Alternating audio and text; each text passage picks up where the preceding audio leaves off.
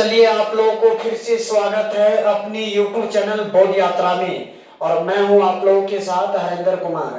आप लोगों को पता ही होगा कि रोज की तरह आज भी आप लोगों के सामने एक नए क्लास में शामिल है।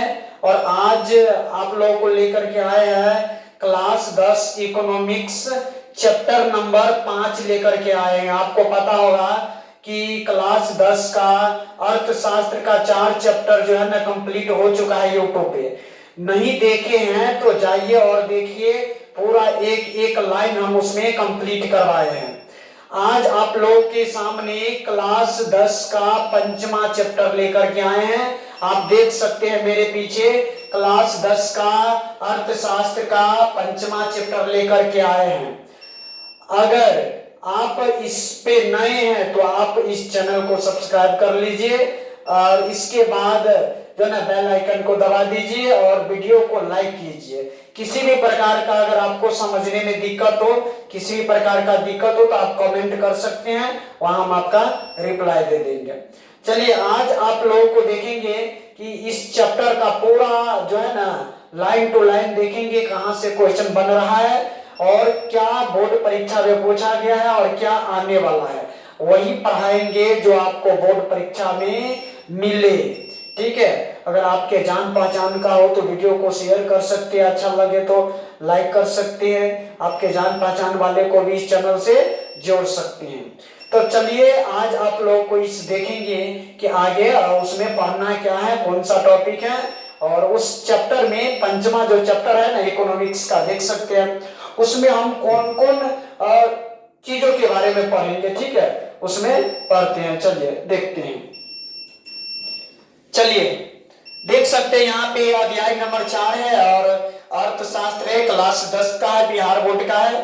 देख सकते हैं फुल चैप्टर कंप्लीट। इस चैप्टर में पूरा कंप्लीट करेंगे चाहे जितना भी समय लगे। तो इससे पहले आपको 4 चैप्टर कंप्लीट हो चुका है। इसी प्रकार हिस्ट्री का भी कंप्लीट हो चुका है, मैथ भी हिस्ट्री भी चल रहा है, मैथ भी चल रहे हैं। इसके बाद आपको भूगोल भी एक तरीका से 12वीं का भी आपको हिंदी का 2 चैप्टर मिल चुका है। तो धीरे धीरे इस पर जो है ना अपना टीचर जो है ना पूरा विषय आप उस पे ला रहे हैं। तो आप घबराने की जरूरत नहीं है, इस चैनल से जुड़ जाइए और बाकी बात को भी जोड़िए कि कैसा इस चैनल पे पढ़ाई हो रहा है। ठीक है, बाकी हम पूरा सिलेबस कंप्लीट करवाएंगे।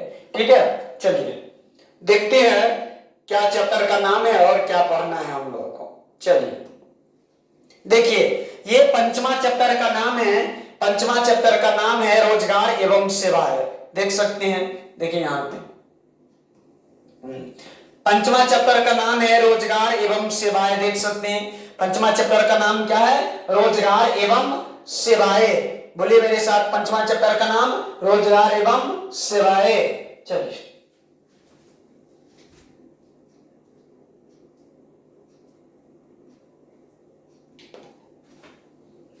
चलिए इसमें देखेंगे कि रोजगार क्या होती है, सेवाएं क्या होती है। ठीक है, चलिए देखते हैं रोजगार एवं सेवाएं क्या होती है। देख सकते हैं वहां पे 5 चैप्टर है। चलिए, तो सेवा क्षेत्र में रोजगार का महत्व काफी अधिक है। बोले थे कि पहले चैप्टर से पढ़ रहे कि क्षेत्रों को कितने भागों में बांटा गया है, तो 3, प्राथमिक, द्वितीयक, तृतीय। तो यहाँ बताया गया है कि सेवा क्षेत्र यानी तृतीय क्षेत्र में अंतर्गत आता है। तो सेवा क्षेत्र में रोजगार का महत्व काफी अधिक है। रोजगार से हमारा अभिप्राय देश के संसाधन को ऐसे कार्यों में लगाना है जिससे देश की उत्पादकता बढ़ सके। सेवा क्षेत्र का मतलब है कि संसाधन को ऐसे कार्यों के लिए लगाना है जिससे देश की उत्पादकता क्या हो सके, बढ़ सके। देश के उत्पादन क्या हो सके, बढ़ सके। ठीक है, इसके बाद देखना है और सामान्य जनमानस के लिए उसकी न्यूनतम आवश्यकताएं रोटी, कपड़ा और मकान। याद रखना, मनुष्य की न्यूनतम कम से कम आवश्यकताएं होता है 3, रोटी, कपड़ा और मकान। मनुष्य की न्यूनतम कम से कम, ज्यादा से ज्यादा तो बहुत चीज चाहिए मनुष्य को, लेकिन कम से कम रोटी, कपड़ा और मकान रहना बहुत जरूरी है। किसको, मनुष्य को पूछता है यहाँ पे कि मनुष्य को जो है ना क्या चीज रहना जरूरी है, तो रोटी, कपड़ा और मकान रहना क्या है, जरूरी है। विश्व के प्रत्येक देश सरकार का प्रथम प्रयास यह होता है कि वहां के लोगों को उपलब्ध मानव संसाधन को उपलब्धता करवाए। कहने का मतलब है प्रत्येक देश के प्रधानमंत्री से लेकर राष्ट्रपति तक का यही सबसे महत्वपूर्ण कार्य पहला रहता है कि हर व्यक्ति को रोटी, कपड़ा और मकान उसको उपलब्ध करवाए। तब अगर ज्यादा से ज्यादा जितना भी आवश्यकता उसके संसाधन रहे उसके पास कोई दिक्कत नहीं, लेकिन न्यूनतम आवश्यकता याद रखिएगा, रोटी, कपड़ा और मकान रहना जरूरी है किसी भी व्यक्ति के पास। चलिए आगे देख लेते हैं। क्या आधार पर काम उपलब्ध कराया जा सके? ऐसे लोग जो काम करने के लायक होते हैं और उन्हें उचित पारिश्रमिक पर काम नहीं मिलता है तो उन्हें बेरोजगार कहा जाता है। याद रखिएगा बेरोजगार क्या होता है? और जब कोई व्यक्ति को, देखिए यहाँ पे बेरोजगार क्या होता है, जब कोई व्यक्ति को किसी भी उसकी क्षमता के अनुसार कार्य नहीं मिलता है, ठीक है, तो उसी को बेरोजगार कहते हैं। याद रखिए बेरोजगार किसको बोलेंगे? जब कोई व्यक्ति को उसकी क्षमता के अनुसार कार्य नहीं मिलता है तो उसी को क्या बोलेंगे? बेरोजगार कहते हैं। याद रखिए उसके बेरोजगार कहते हैं। भारत में उत्तेजनात्मक विकास के क्रम में सेवा क्षेत्र का पर्याप्त विस्तार हुआ है। कौन से क्षेत्र का विस्तार हुआ है? सेवा क्षेत्र का, जिसके कारण बेरोजगारों में कमी आई है। अब सेवा क्षेत्र का विस्तार होगा तो बेरोजगारों में कमी आएगी, है ना। सेवा क्षेत्र से हमारा तात्पर्य ऐसे क्षेत्र से है जहां शारीरिक शक्ति, कार्य क्षमता और दक्षता के आधार पर रोजगार उपलब्ध कराया जाए। भारत में कृषि उद्योगों को रोजगार उपलब्ध कराने का सर्वाधिक बड़ा क्षेत्र है। आपको पता होगा कि भारत में सबसे ज्यादा खेती की जाती है। भारत की जलवायु मानसूनी है और यही बोल रहा है कि भारत को आगे बढ़ाने में सर्वाधिक योगदान किसका? कृषि क्षेत्र का भी है ना। याद रखना, अब सेवा क्षेत्र में भी ट्रांसफर हो रहे हैं। चलिए इसके साथ ही उद्योग, व्यवसाय, स्वास्थ्य, यातायात आदि ऐसे क्षेत्र जिससे लोगों को विभिन्न प्रकार की सेवाएं मिलती है। आप देखिए रोजगार और सेवा क्या होता है। रोजगार एवं सेवाएं का अभिप्राय यहाँ पर इन बातों से है जब व्यक्ति अपने परिश्रम एवं शिक्षा के आधार पर जीवन का उपार्जन के लिए धन एकत्रित करता है। याद रखना, एकत्रित धन को जब पूंजी के रूप में व्यवहार किया जाता है और उत्पादन के क्षेत्र में खर्च निवेश किया जाता है तो उसे सेवा क्षेत्र होता है। अतः रोजगार एवं सेवाएं एक दूसरे के पूरक है। याद रखना, रोजगार एवं सेवाएं क्या एक दूसरे के पूरक है।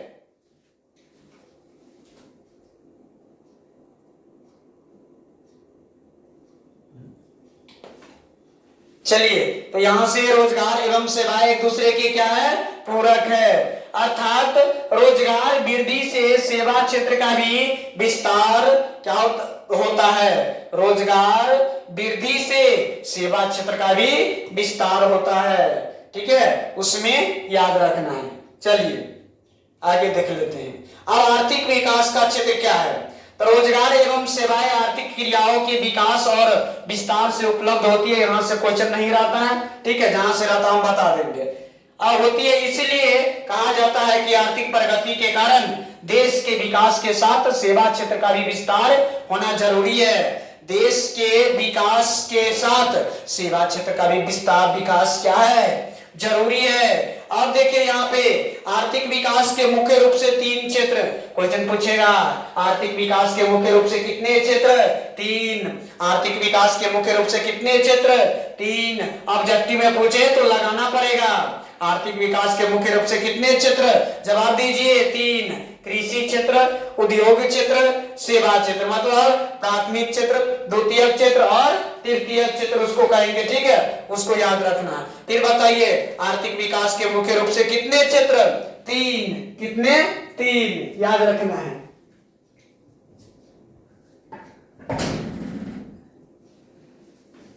चलिए तो आर्थिक विकास के मुख्य रूप से कितने क्षेत्र हैं? 3। पहला नंबर में याद रखना है कृषि क्षेत्र, दूसरे नंबर में उद्योग क्षेत्र, तीसरे नंबर में सेवा क्षेत्र। और अगर दूसरा नाम पूछे तो प्राथमिक क्षेत्र, द्वितीय क्षेत्र और तृतीय क्षेत्र आ जाएगा। अब यहां से देखेंगे कि देखिए यहां पर भी है, बड़ा महत्वपूर्ण, याद रखिएगा। अब आर्थिक विकास के क्षेत्र, तब भारत एक कृषि प्रधान देश से, पहले यहां से ऑब्जेक्टिव अगर पूछे तो भारत क्या है? कृषि प्रधान देश है। भारत क्या है? कृषि प्रधान देश है। कृषि क्षेत्र पर कुल जनसंख्या का लगभग 67% बोझ है। कहने का मतलब है 100 में से 67 गो व्यक्ति जो है ना खेती ही करते हैं। कहाँ का? भारत का। आधा से ज्यादा जनसंख्या खेती कार्यों में लगे हुए हैं। कहाँ का? भारत का। 67%, याद रखना। अत्यधिक जनसंख्या के कारण कृषि क्षेत्र में रोजगार के अवसर कम हो गए हैं। फलस्वरूप कृषि क्षेत्र में छिपी हुई बेरोजगारी पाई जाती है। याद रखना आप ऐसे कि छिपी हुई बेरोजगारी कौन क्षेत्र में? कृषि क्षेत्र में। छिपी हुई बेरोजगारी क्या होता है? तो देखिए, मान के चलिए किसी खेत में भंटा रोपना है, किसी खेत में भंटा रोपना है और वहां जो है ना 2 आदमी रोप सकते हैं, लेकिन घर का सभी व्यक्ति चला गया। 2 आदमी का भी काम हो सकता है, लेकिन घर में सभी घर का लगभग सब व्यक्ति चला गया, तो वही जो 2 के अलावा जो एक्स्ट्रा जो गया वही छिपी हुई बेरोजगारी कहलाएगा। क्या? छिपी हुई बेरोजगारी कहलाएगा। तो कौन क्षेत्र में होता है छिपी हुई बेरोजगारी? कृषि क्षेत्र में। याद रखिएगा, छिपी हुई बेरोजगारी कौन क्षेत्र में देखने को मिलेगा? कृषि क्षेत्र में। याद रखना है, ठीक है। चलिए आगे देखेंगे कि उद्योग वाला क्षेत्र क्या होता है। उद्योग क्षेत्र द्वितीय क्षेत्र। तो रोजगार का दूसरा क्षेत्र है उद्योग क्षेत्र। इस क्षेत्र के माध्यम से भी रोजगार की प्राप्ति की जा रही है। देश की औद्योगिक विकास की प्रगति में तेजी आने के द्वारा ही औद्योगिक क्षेत्र में रोजगार की वृद्धि हो सकती है। कहने का मतलब है उद्योग ज्यादा बैठेगा, उद्योग ज्यादा लगाएंगे तब रोजगार की प्राप्ति होगा। रोजगार की प्राप्ति होगा तो लोगों की आर्थिक स्थिति मजबूत होगी, और लोगों की आर्थिक स्थिति अगर मजबूत होगी तो उसका परिवार मजबूत होगा। परिवार मजबूत होगा तो धीरे धीरे देश भी मजबूत होगा। वही देख आगे बोल रहा है, ठीक है।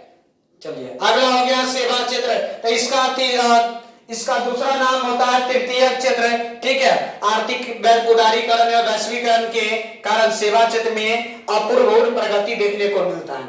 अब सेवा क्षेत्र में किसके कारण प्रगति देखने को मिलता है? तो उदारीकरण और वैश्वीकरण के कारण सेवा क्षेत्र में प्रगति देखने को मिलता है। चलिए आगे, जिसके अंतर्गत आए दिन रोज मानव संसाधन के लिए बड़े पैमाने पर, व्यापक पैमाने पर रोजगार उपलब्ध होने लगे हैं। वर्तमान समय में सकल घरेलू उत्पाद ग्रॉस डोमेस्टिक प्रोडक्ट में सेवा क्षेत्र का योगदान 50% से भी ज्यादा है। ऐसे याद रखना है कि सकल घरेलू उत्पाद में सेवा क्षेत्र का योगदान कितना है? 50% से भी अधिक है। सेवा क्षेत्र का योगदान कितना है? 50% से भी अधिक है। आर्थिक समीक्षा 2006-2007 और केंद्रीय बजट 2007 से 2008 के अनुसार सेवा क्षेत्र का यह योगदान 68.6% हो गया।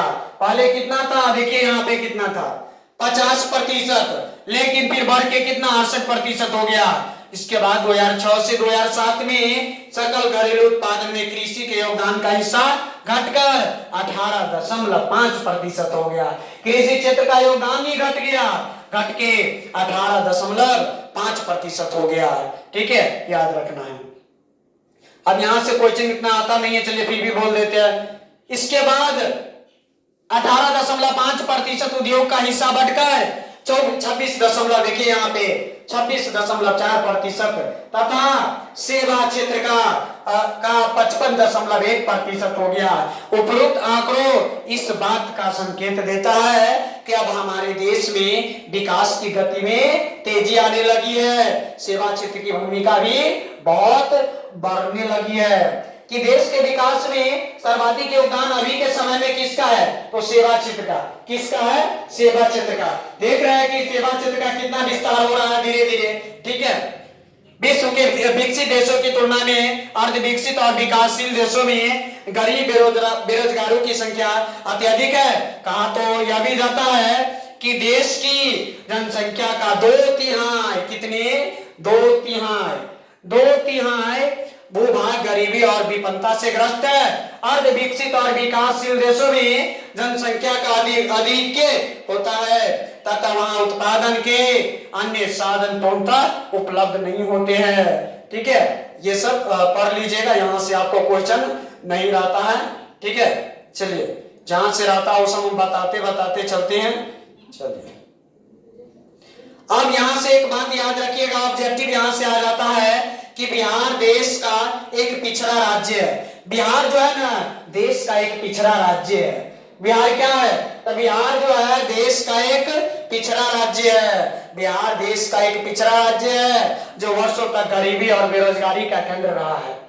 जो वर्षों तक गरीबी और बेरोजगारी का केंद्र रहा है। देश के अन्य राज्य जैसे उड़ीसा, मध्य प्रदेश, उत्तर प्रदेश ऐसे राज्य है जहां की अर्थव्यवस्था विकास की ओर तेजी से बढ़ नहीं उन्मुख नहीं हो सकी। विगत यानी पिछले कुछ वर्षों में बिहार में आर्थिक प्रगति दिखने लगी है, जैसे सड़क का विस्तार, स्वास्थ्य सेवाओं का प्रसार। पिछले दिनों बाढ़ की विभीषिका और सूखे के कारण जो विपरीत परिस्थितियां आई उससे बिहार के विकास कार्य को एक बड़ा झटका लगा है। कहा भी जाता है कि बिहार का कौन सा क्षेत्र बाढ़ग्रस्त है? तो उत्तरी बिहार। कौन सा क्षेत्र सूखा से ग्रस्त है? दक्षिणी बिहार। अगर ऑब्जेक्टिव में क्वेश्चन आए तो आपको टिक लगाना है।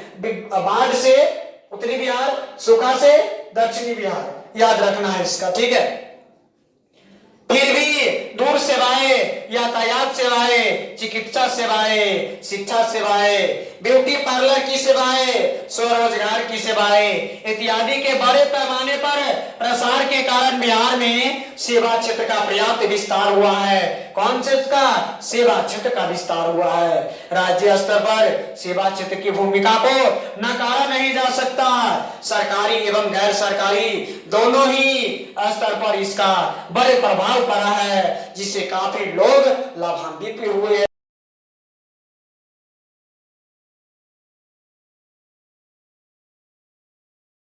भागों में बांटा गया। बोलबे की है कि बताइए, आप लोग फिर से बताइए कि सेवा क्षेत्र को कितने भागों में बांटा गया है? 2 भागों में बांटा गया है। कौन कौन होगा? कौन कौन होगा? 1 नंबर में होगा सरकारी सेवा, 2 नंबर में होगा गैर सरकारी। 1 नंबर में हो जाएगा सरकारी सेवा क्षेत्र, 2 नंबर में हो जाएगा गैर सरकारी सेवा क्षेत्र। अब यहां से देखना है, सरकारी सेवा क्षेत्र बताए हैं कि जो सरकार के अंतर्गत रहे, जिस पर सरकार का अधिकार हो, सरकारी सेवा क्षेत्र हो जाएगा, ठीक है। जैसे देखिए यहाँ पे दिया गया है सैन्य सेवा, रेल सेवा, शिक्षा सेवा, बस सेवा, कृषि सेवा, इसके बाद वायुयान सेवा, स्वास्थ्य सेवा, अभियंत्रण सेवा, वित्त सेवा, बैंकिंग सेवा, ये सब आपको हो जाएगा सरकारी सेवा के अंतर्गत। ये उदाहरण रहता है, याद रखिएगा किन में से कौन सरकारी सेवा क्षेत्र के अंतर्गत आता है, ठीक है। तो उदाहरण रहना रहेगा ना, वहां से ठीक आपको मानने के लिए बोलेगा। अब गैर सरकारी के बारे में याद रखेंगे कि जिस पर सरकार का अधिकार नहीं होगा, मतलब जिसको निजी व्यक्ति चलाएगा, जिसको निजी व्यक्ति चलाएगा उसी को बोलेंगे गैर सरकारी सेवा क्षेत्र, ठीक है। यहां से देखिए, यहां भी दिया गया है कि सेवा क्षेत्र 2 होते हैं, सरकारी गैर सरकारी, ठीक है। अब गैर सरकारी का उदाहरण देखिए, बैंकिंग सेवा, दूरसंचार सेवा, यातायात सेवा, स्वास्थ्य सेवाएं, स्वरोजगार सेवाएं तथा अन्य गैर सरकारी। गैर सरकारी मतलब जो सरकारी नहीं हो, असरकारी मतलब जो सरकारी हो, जिस पर सरकार चलाए सरकारी सेवा, और जिस पर सरकार का अधिकार नहीं हो गैर सरकारी सेवा क्षेत्र कहलाएगा, ठीक है, याद रखना है। अब यहाँ पर गोविंदपुर गांव की एक कहानी है जो आप लोग पढ़ लीजिएगा, ठीक है। चलिए आगे चलते हैं। अब सेवा क्षेत्र का महत्व देखते हैं। सेवा क्षेत्र का महत्व रोजगार प्राप्ति में काफी अधिक है। सेवा क्षेत्र का महत्व रोजगार प्राप्ति में काफी अधिक है। सेवा और रोजगार एक दूसरे के पूरक है, याद रखना है। सेवा और रोजगार एक दूसरे के क्या है? पूरक।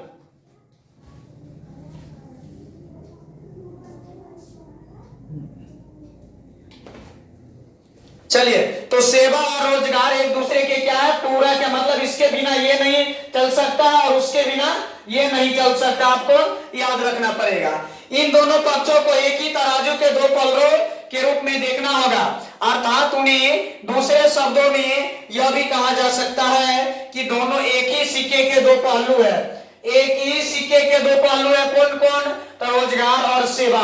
एक ही सिक्के के 2 पहलू है, कौन कौन? रोजगार और सेवा। यहां से आपको याद रखना। चलिए आगे चलते हैं। यहां से जो भी क्वेश्चन पूछने वाला है यहां से हम आपको बताते चलते हैं। आगे है रोजगार सृजन के रूप में सेवाओं की भूमिका। कहने के मतलब रोजगार बनाने में और जो है ना सेवाओं की क्या भूमिका होती है, रोजगार बनाने में सेवाओं की क्या भूमिका होती है।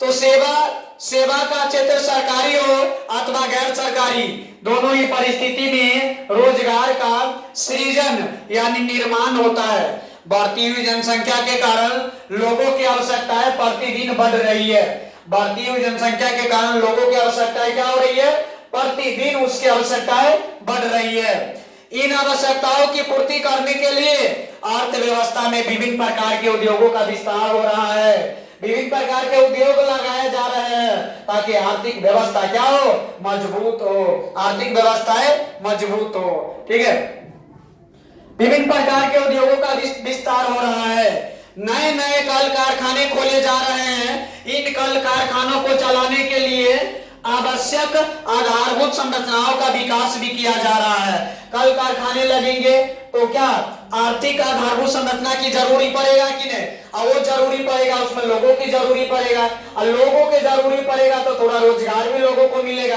तो वो सब आपको याद रखना है। ठीक है, चलिए आगे बढ़ते हैं। देखिए ये देख सकते हैं, राष्ट्रीय स्तर पर मतलब देश के स्तर पर, राष्ट्रीय स्तर पर भारत सरकार के द्वारा रोजगार निर्माण करने के लिए अनेक कार्यक्रम चलाए जा रहे हैं। किसके द्वारा, किसके द्वारा, तो भारत सरकार के द्वारा अनेक कार्यक्रम चलाए जा रहे हैं, याद रखना है, जिसका कार्यान्वयन राज्य सरकार के द्वारा भी किया जा रहा है। केंद्र सरकार भी कर रहे हैं, राज्य सरकार भी उसको आगे बढ़ाने का काम कर रहे हैं। देश में सरकार के द्वारा रोजगार हेतु निम्न प्रकार की योजनाएं चलाई जा रही है। निम्न अनेकों प्रकार की योजनाएं चलाई जा रही है आर्थिक स्थिति को मजबूत करने के लिए। ठीक है, योजनाओं और उनके प्रारंभ होने के वर्षों को नीचे दिया गया, देख सकते हैं। काम के बदले अनाज कार्यक्रम कब चलाया गया, बहुत महत्वपूर्ण याद रखना है। काम के बदले अनाज कार्यक्रम कब चलाया गया, 14 नवंबर 2004 ईस्वी को। काम के बदले अनाज कार्यक्रम कब चलाया गया, 14 नवंबर 2000 ईस्वी को। काम के बदले अनाज कार्यक्रम कब चलाया गया, मेरे साथ बोलिए, 14 नवंबर 2004 ईस्वी को, सॉरी 2004 ईस्वी को। काम के बदले अनाज कार्यक्रम कब चलाया गया, 14 नवंबर 2004 ईस्वी को। इसके बाद राष्ट्रीय ग्रामीण रोजगार कार्यक्रम कब चलाया गया, 1980 राष्ट्रीय ग्रामीण रोजगार कार्यक्रम कब चलाया गया, 1980 ईस्वी में। ग्रामीण युवा स्वरोजगार प्रशिक्षण का कार्यक्रम कब चलाया गया, 1979। ग्रामीण भूमिहीन रोजगार गारंटी कार्यक्रम कब चलाया गया, 1983, याद रखिएगा। ग्रामीण भूमिहीन रोजगार गारंटी कार्यक्रम 1983। समेकित ग्रामीण विकास कार्यक्रम कब, 20 अक्टूबर 1980 को। कौन कार्यक्रम, समेकित ग्रामीण कार्यक्रम। जवाहर रोजगार योजना कब शुरू हुआ, 1989। जवाहर रोजगार योजना कब शुरू हुआ, 1989 ईस्वी को शुरू हुआ था। स्वयं सहायता समूह पहले बोले थे कि इसमें 15 से 20 व्यक्ति भाग लेते, किसमें, स्वयं सहायता समूह में 15 से 20 व्यक्ति भाग लेते हैं। इसको आपको याद रखना पड़ेगा। मनरेगा कार्यक्रम, मनरेगा को ही बदल करके नरेगा कर दिया। इसके अंतर्गत ग्रामीण मजदूरों को साल में कम से कम 100 दिनों के लिए रोजगार देने की व्यवस्था मनरेगा के अंतर्गत आता है, उसको आपको याद रखना पड़ेगा। चलिए देखिए यहाँ पे मेक इन इंडिया सितंबर 2014 को चलाया गया। मेक इन इंडिया सितंबर 2014 को चलाया गया। स्टैंड ऑफ इंडिया अगस्त 2015 को। प्रधानमंत्री रोजगार अप्रैल 2016 को। इसके बाद प्रोत्साहन योजना आत्मनिर्भर भारत अक्टूबर 2020 को। आत्मनिर्भर भारत अक्टूबर 2020 को। इसके बाद रोजगार योजना की भी प्रगति की गई। चलिए आगे देखते हैं। उपयुक्त सेवाओं के माध्यम से देश की रोजगारी की समस्या, बेरोजगारी की समस्या को दूर करने की कोशिश की जा रही है। ये तरह तरह के जो है ना रोजगार योजना क्यों लाया जा रहा है, ताकि बेरोजगारी की समस्या को दूर किया जा सके। किसकी समस्या को? बेरोजगारी की समस्या को दूर किया जा सके। मेन मकसद है बेरोजगारों को खत्म नहीं करो, बेरोजगारी की खत्म करो, है ना। चलिए आगे। बेरोजगारी की समस्या को दूर करने की कोशिश की जा रही है। सरकार का अनुमान है कि देश के बेरोजगार लोगों में करीब 62% लोगों को योजनाओं के द्वारा रोजगार मुहैया कराया जा रहा है। कितने? 62%। चलिए आगे।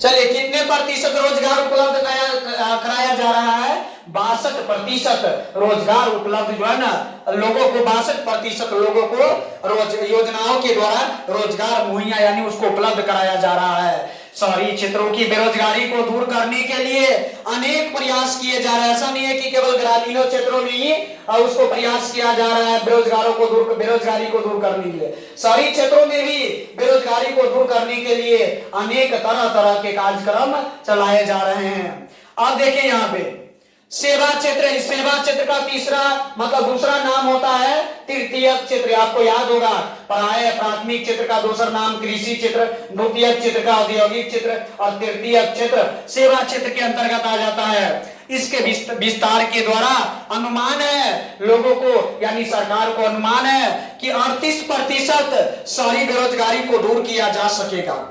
सेवा क्षेत्र के द्वारा कितने प्रतिशत बेरोजगारी को दूर किया जा सकता है? 38%। कितने? 38% जो है ना बेरोजगारी को शहरी क्षेत्रों में दूर किया जा सकता है। आपको याद रखना है ये 38%, ये 62% आपको याद रखना पड़ेगा। इसके बाद याद रखना है कि ग्रामीण रोजगार के क्षेत्र में रोजगार उपलब्ध कराने के लिए मनरेगा विश्व की सबसे बड़ी योजना मानी जाती है। अब यहां से याद रखिएगा, विश्व की सबसे बड़ी योजना मनरेगा, जिसके अंतर्गत ग्रामीण मजदूरों को साल में कम से कम 100 दिनों के लिए रोजगार देने की व्यवस्था है। 100 दिनों के लिए साल में, याद रखना है, ठीक है। सबसे बड़ी योजना मनरेगा।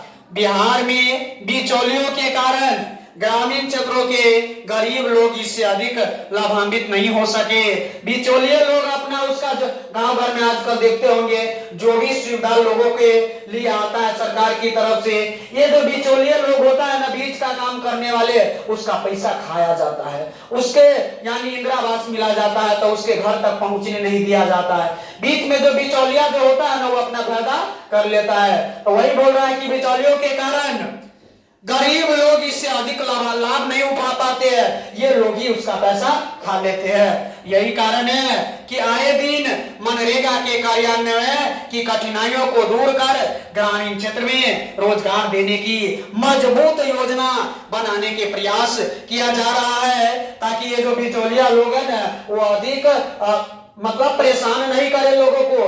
जो भी जिसके लिए पैसा आया है वो उसके पास आसानी से पहुंचे। चलिए, भारत विश्व को सेवा प्रदाता के रूप में है। भारत जो है ना विश्व को सेवा प्रदाता के रूप में कैसे है? सेवा प्रदाता मतलब विश्व को सेवा प्रदान कर रहा है, कैसे, उसके बारे में जानते हैं। 21वीं शताब्दी के विश्व के सेवा क्षेत्र में भारतीय श्रम पूंजी का अत्यधिक योगदान रहा है। पहले भी इंग्लैंड के स्वास्थ्य और परिवहन सेवाओं में भारतीय श्रम शक्ति का अत्यधिक योगदान रहा है। भारतीय लोगों का काफी मेहनत लगा है।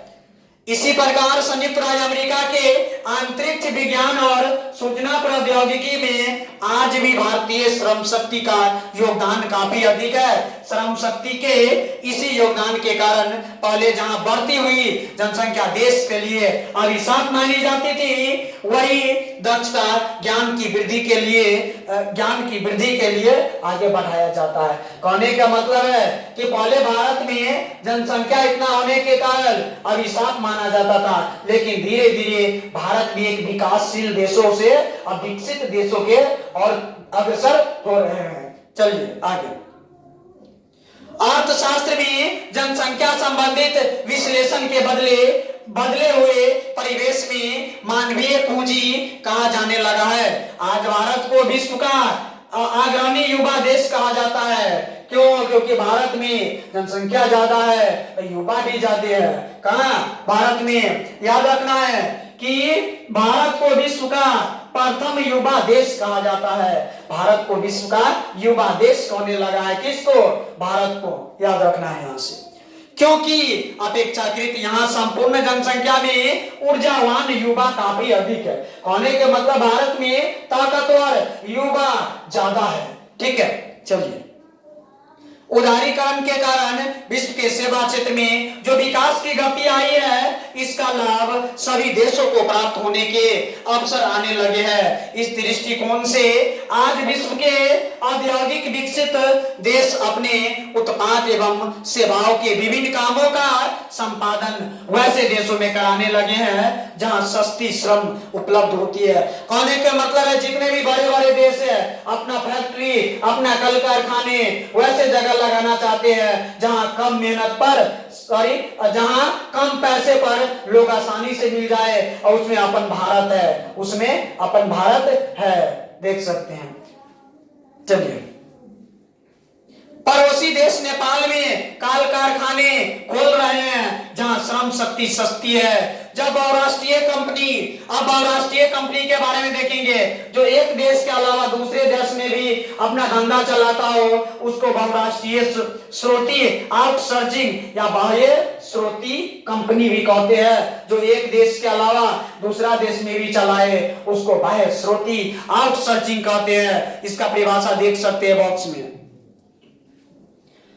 जब बहुराष्ट्रीय कंपनियां या अन्य कंपनियां संबंधित नियमित सेवाएं स्वयं अपनी कंपनियों की बजाय किसी बाहरी या विदेशी स्रोत या संस्था का समूह से प्राप्त करती है, उसे बाह्य स्रोती कहते हैं। बाह्य स्रोती मतलब अपने देश से भी दूसरे देश से भी। समझ में आ गया? उसी को आउट सर्चिंग, कहीं कहीं क्वेश्चन भी आ जाता है कि आउट सर्चिंग किसे कहते हैं, तो आपको याद रखना पड़ेगा। चलिए आगे देख लेते हैं। अब देखिए कॉल सेंटर क्या होता है। तो उपभोक्ताओं को सुविधा प्रदान करने के लिए एक संस्था होता है, उसी को कॉल सेंटर कहते हैं। कभी काल आप लोग देखते होंगे कोई कंपनी का सामान लिए, ठीक है, कंपनी सामान बिगड़ गया तो क्या बोलता रहता है कि कंपनी में फोन करिए, तो वहां नंबर डायल करके करिएगा तो हाँ वहां से फोन करेगा, एरे तेरे बतियाएगा ना। तो वही जो कॉल सेंटर वाले जो होते हैं ना, वहां ज्यादातर जो है ना लड़कियों को हायर किया जाता है, क्योंकि उसको आवाज भी उसको थोड़ा व्यक्ति ज्यादा आकर्षित होता है। तो कॉल सेंटर में ज्यादातर वैसे लड़के भी होते हैं नो डाउट, लेकिन ज्यादातर महिलाओं को ही वहां रखा जाता है कॉल सेंटर में। तो क्वेश्चन पूछे कॉल सेंटर क्या है, तो उपभोक्ताओं की आवश्यकताओं को या उसकी जरूरत को और उसके समस्याओं को सुलझाने के लिए जो संस्था होती है जहां पर लोग रहते हैं, उसी को कॉल सेंटर, जो केंद्र होते हैं उसी को कॉल सेंटर बोलेंगे। याद रखना है इसको, ठीक है। चलिए देखते हैं। आगे लेखांकन बैंकिंग सेवाएं, रेलवे पूछताछ। रेलवे में भी जाते होंगे, जब स्टेशन पर जाइएगा तो वहां लिखल रहता है पूछताछ केंद्र, टिकट केंद्र ना, वहां लिखल रहता है। तो रेलवे पूछताछ, संगीत की रिकॉर्डिंग, पुस्तक शब्दांकन, ये सब आपको मिल जाएगा। ये कॉल सेंटर के अंतर्गत आता है, ठीक है। और ज्यादातर आप देखते होंगे कॉल सेंटर में लोगों को जो है ना वैसे व्यक्ति को रखा जाता है जो ज्यादा थोड़ा मीडियम अंग्रेजी जानता है। ऐसे नहीं कि हम अंग्रेजी में वहां टैंटे कर रहे हैं और उसको कॉल सेंटर वाले को समझे में नहीं आ रहा, तो उसको ज्यादा मतलब नहीं, नॉर्मल तो उस भाषा को पकड़ने को आना चाहिए। ऐसे में हम अंग्रेजी बोल रहे हैं उसको समझे में नहीं आएगा, तो कॉल सेंटर वाले को थोड़ा बहुत तो आता रहता है कि वो भाषा समझ जाए, तब ना अपने आपके समस्या को सुलझाएगा। बातें नहीं समझ पाएगा कैसे सुलझाएगा, तो याद रखना है इसको, ठीक है। चलिए देख सकते हैं यहाँ पे सब अपना अपना लैपटॉप लेकर के बैठे हुए हैं। देख सकते हैं यहाँ पे सबका अलग अलग कार्य लगता है। देखिए कितना व्यक्ति बैठे हुए हैं, सबका अलग अलग कॉल सेंटर है ये।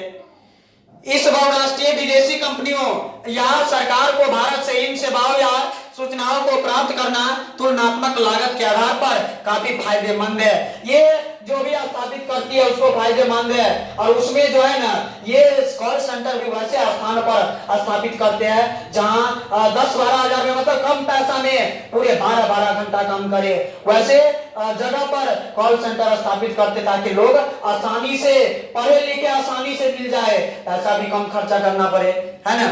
चलिए, क्योंकि भारत में इन सेवाओं की तुलनात्मक लागत काफी कम है, इसका मुख्य कारण कुशल श्रम शक्ति की पर्याप्त उपलब्धता तथा निम्न मजदूरी दर है। भारत अपने श्रम की मेधा शक्ति, कुशलता, विशिष्टता एवं निम्न मजदूरी के कारण जो सेवाएं विदेशों को उनकी कंपनियों के लिए भेजता है उसकी तुलनात्मक लागत काफी कम है, इसलिए सेवा क्षेत्र में बड़े रोजगार मिल रहे हैं। यही कारण है कि लोग यहाँ पर उसमें जाना भी चाहते हैं। और लोग जो है ना वैसे जगह कॉल सेंटर स्थापित करते बतेरे की है जहाँ सस्ते मतलब कम पैसा पर लोग काम करे और अच्छे पढ़े लिखे मिल जाए। ठीक है, चलिए अब सेवा क्षेत्र की बुनियादी सुविधाएं, बेसिक सुविधाएं। चलिए, सेवा क्षेत्र के विकास के लिए देश एवं राज्य स्तर पर बुनियादी सुविधाओं का होना नितांत है, आवश्यक है। ये सुविधाएं विकास धारा के शरीर की हड्डी, रीढ़ की हड्डी जो बीच वाले जिस पे हम टिके हुए हैं उसी का मतलब मेरे लिए शरीर की हड्डी महत्वपूर्ण है, इसीलिए इसके लिए ये सुविधाएं रीढ़ की हड्डी की तरह काम करती है। इसके अनुपस्थिति में विकास की क्रिया संभव नहीं है। देश या राज्य की सर्वांगीण अगर विकास चाहते हैं तो कृषि का विकास करना पड़ेगा, उद्योग का विकास करना पड़ेगा, व्यापार के क्षेत्र में भी आगे बढ़ाना पड़ेगा। इस सभी क्षेत्र में मतलब आत्मनिर्भर बनना पड़ेगा, तभी जाके एक देश, एक राज्य, एक पंचायत आगे बढ़ सकता है। चलिए यहां से आगे देखिए, जिस देश अथवा क्षेत्र में बुनियादी सुविधाएं अधिक होगी वहां औद्योगिक उत्पादन, आपको पता होगा कि लोग उद्योग कहां लगाते हैं, जहां सभी प्रकार का कच्चा माल मिल जाए, इसके बाद अनेकों प्रकार के जो आवश्यक सामग्री है सब मिल जाए, लोग वैसे जगह ही कारखाना लगाना शुरू चाहते हैं। ऐसा नहीं कि कारखाना लगा लिया यहाँ और सामान आ रहा उतना दूर से, हजारों किलोमीटर से आ रहा, फिर उसका खर्चे लग जाएगा उतना, तो उसका फायदा क्या होगा। तो वैसे जगह ही कारखाने लगाए जाते हैं जहां सभी सुविधा उपलब्ध हो। चलिए आगे देख लेते हैं। ठीक है, ये सब आप लोग पढ़ लीजिएगा। अब देखिए बीमारू राज्य के अंतर्गत देखिए बिहार, उड़ीसा, मध्य प्रदेश, राजस्थान इत्यादि राज्य भारत के काफी पिछड़े राज्यों में माने जाते हैं। बिहार को तो माने ही जाते हैं, बिहार के अलावा और भी कुछ राज्य है जिसके वो पिछड़े राज्यों के अंतर्गत रखते हैं। देखिए यहाँ पे बीमारू याद रखना है, बड़ा महत्वपूर्ण है। देखिए BIMARU, बीमारू, BI से बिहार, MA से मध्य प्रदेश, R से राजस्थान और यू से क्या हो जाएगा उड़ीसा, यू से उड़ीसा। कहीं कहीं उत्तर प्रदेश आपको कंफ्यूजन करने के लिए आएगा, लेकिन उत्तर प्रदेश नहीं देना है, क्या देना है उड़ीसा। बताइए उड़ीसा की राजधानी बताइए चंडीगढ़। चलिए बिहार आर्थिक विकास के राह पर उन्मुख हुआ है, कहने का मतलब है बिहार जो है ना आर्थिक विकास की ओर तेजी से बढ़ रहा है, जिसके कारण अब जो है ना वो विकास उद्योग लगाए जा रहे हैं, धीरे धीरे तरक्की की ओर बढ़ रहे हैं। अर्थात आर्थिक विकास का क्षेत्र कृषि, उद्योग अथवा सेवा कुछ भी हो, इसके लिए बुनियादी सुविधाओं का होना अति आवश्यक है, तब भी हमारा राज्य, हमारा देश, हमारा वार्ड तभी प्रगति कर सकता है। अब देखिए बुनियादी सुविधाएं या आधारभूत ढांचा, आर्थिक आधारभूत संरचना और एक होता है गैर आर्थिक आधारभूत संरचना। आधारभूत ढांचा को दो भागों में बांटा गया है। कितने भागों में? दो भागों में बांटा गया है। आधारभूत ढांचा को दो भागों में बांटा गया है। एक नंबर में हो जाएगा आर्थिक आधारभूत संरचना, दो नंबर में हो जाएगा गैर आर्थिक आधारभूत संरचना। एक नंबर में आर्थिक आधारभूत संरचना, दो नंबर में गैर आर्थिक आधारभूत संरचना। अब यहां से देखना है कि आर्थिक आधारभूत संरचना के अंतर्गत क्या सब आएगा। देखिए वित्त आ जाएगा, ऊर्जा, यातायात, संचार। वित्त, ऊर्जा, यातायात, संचार। वित्त, ऊर्जा, यातायात, संचार। किसके अंतर्गत? आर्थिक आधारभूत संरचना के अंतर्गत। अब गैर आर्थिक आधारभूत संरचना के अंतर्गत देखिए क्या सब आ जाएगा, शिक्षा, नागरिक सेवाएं और स्वास्थ्य। ऑब्जेक्टिव रहता है कि निम्नलिखित में से कौन गैर आर्थिक आधारभूत संरचना का अंग है और निम्नलिखित में से कौन आर्थिक आधारभूत संरचना का अंग है। तो ये आपको याद रखना पड़ेगा, वित्त, ऊर्जा, यातायात, संचार ये आर्थिक आधारभूत संरचना का अंग है। शिक्षा, नागरिक सेवाएं, स्वास्थ्य ये गैर आर्थिक आधारभूत संरचना का अंग है। चलिए आगे चलते हैं।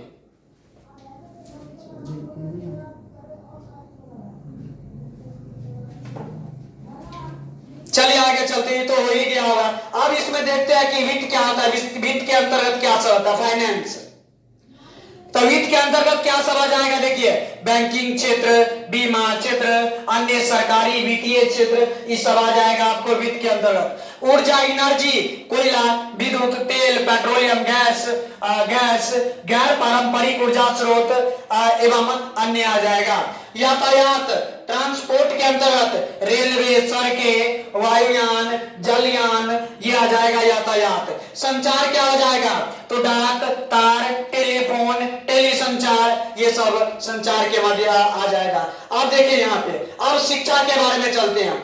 अनौपचारिक शिक्षा, प्रारंभिक शिक्षा, माध्यमिक शिक्षा, उच्चतर ये सब याद रखना है। अब देखिए स्वास्थ्य के बारे में, स्वास्थ्य के अंतर्गत अस्पताल, प्राथमिक स्वास्थ्य केंद्र, नर्सिंग होम एवं अन्य।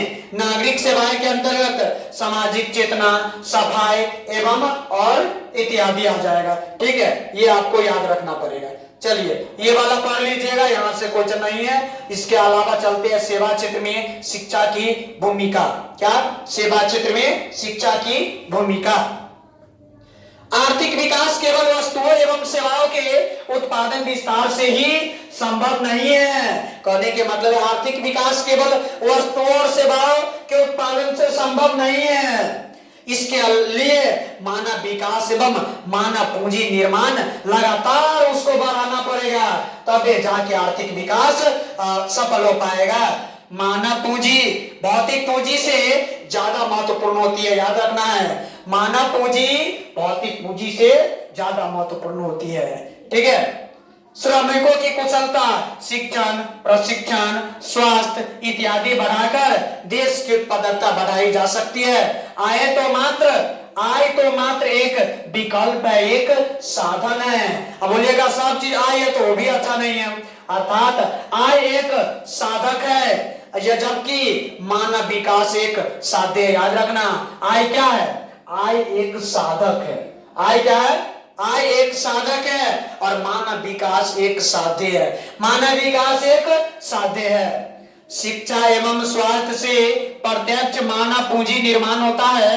भौगोलिक पूंजी दृश्य होती है, जबकि मानवीय पूंजी अदृश्य होती है। याद रखना है, भौतिक पूंजी दृश्य मतलब देख सकते हैं, जबकि मानवीय पूंजी अदृश्य होते हैं, उसको देख नहीं सकते हैं। ठीक है, अर्थात मानव पूंजी निर्माण के लिए प्रमुख घटकों पर विशेष ध्यान देना होगा। इसके प्रमुख घटक भोजन, वस्त्र, आवास, शिक्षा एवं स्वास्थ्य। याद रखना, एवं मानव पूंजी के प्रमुख घटक भोजन, वस्त्र, आवास, शिक्षा और स्वास्थ्य।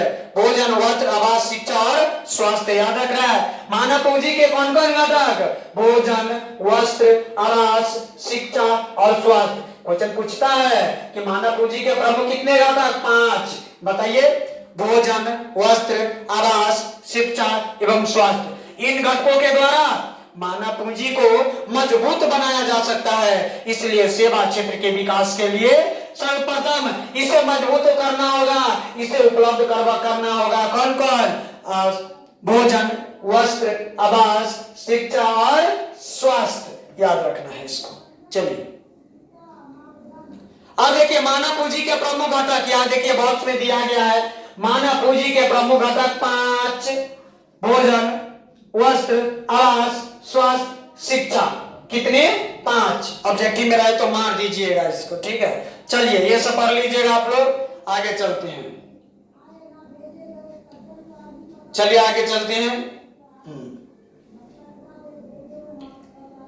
अब देखिए आधुनिक मंदी का सेवा क्षेत्र पर प्रभाव। कहा जाता है कि विश्वव्यापी आर्थिक मंदी 1929 से 1930 के बीच में आया हुआ था। क्वेश्चन पूछेगा तो आपको बताना पड़ेगा विश्वव्यापी आर्थिक मंदी कब आया था। 1929 से 1930 के बीच में आया हुआ था। तो यहाँ देखेंगे आधुनिक मंदी का सेवा क्षेत्र पर क्या प्रभाव पड़ता है। आर्थिक विकास किसी राष्ट्र, किसी देश और राज्य की लगातार प्रक्रिया है। जैसे जैसे युगों में परिवर्तन होता जाता है वैसे वैसे विकास की प्रक्रिया परिवर्तन के साथ साथ बढ़ती जाती है। अर्थव्यवस्था से पुरानी चीजों का समाप्त होना इसकी पहचान है। समय परिवर्तन के कहा भी जाता है कि परिवर्तन संसार का नियम होता है। परिवर्तन संसार का नियम होता है। समय परिवर्तन के साथ साथ व्यक्ति की मांग में परिवर्तन हो जाता है। पहले आप देखिएगा कम व्यक्ति था, कम जरूरत समय के साथ बदला, व्यक्ति का आवश्यकताएं बढ़ी, लोग तरह तरह के कपड़े पहनने लगे, तरह तरह की चीजें खाने लगे। तो परिवर्तन संसार का नियम में होता है। बदलना तो सबको है, बस कोई जल्दी, कुछ चीज जल्दी तो कुछ चीज समय पर। चलिए भारत में 1991 के वैश्वीकरण के यानी वैश्वीकरण के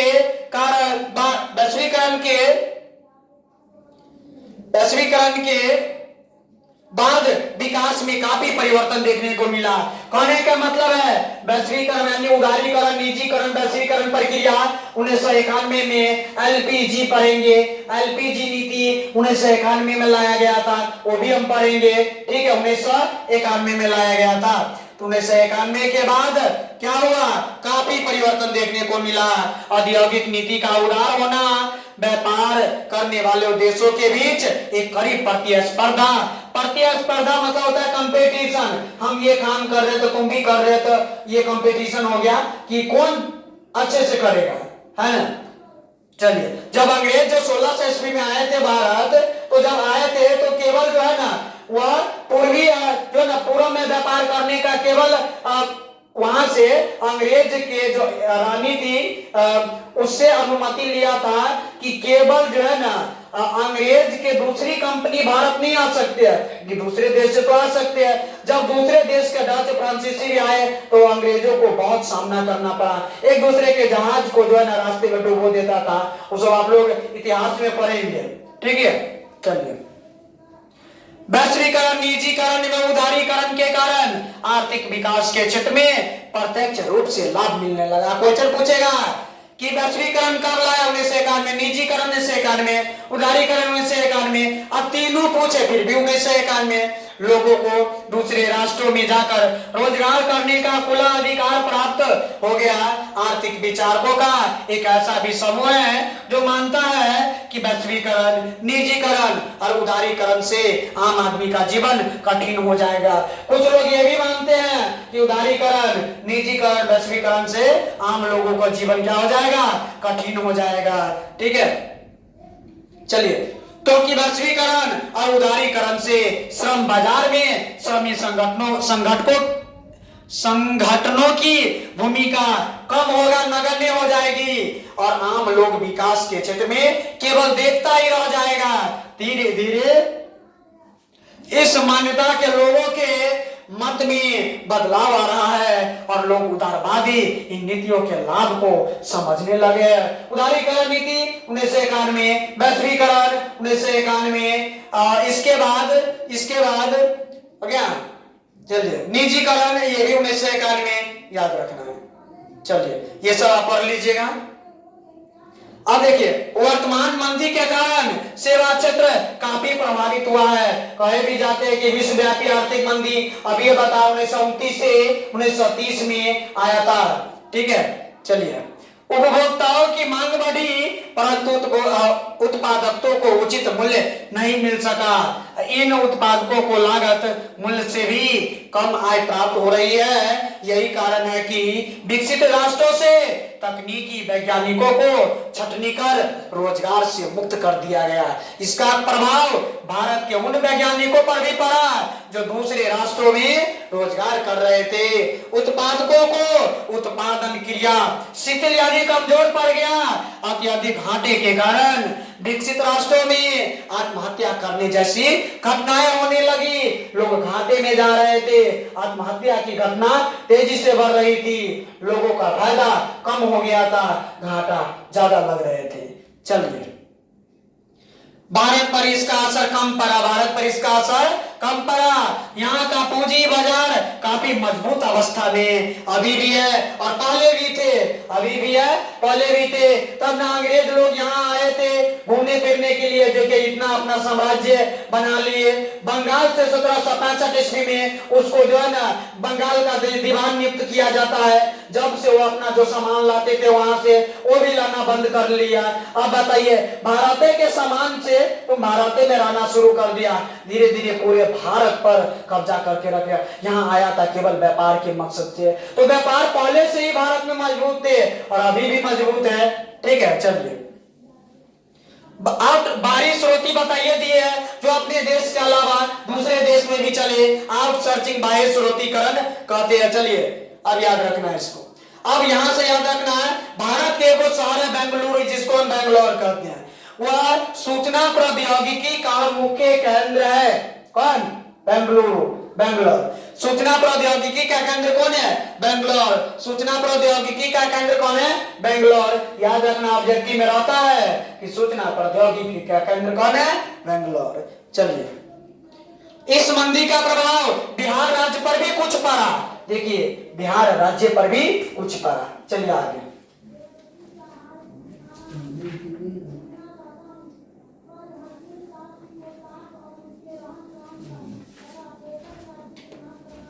चलिए, इस मंदी का प्रभाव बिहार राज्य पर भी कुछ पड़ा। हमारे राज्य के जो इंजीनियर मंदी में पड़े राष्ट्र में रोजगार में थे, उन्हें वहां से निकाल दिया गया, जिसके कारण नए सिरे से उन्हें रोजगार हासिल करने की आवश्यकता आ गई।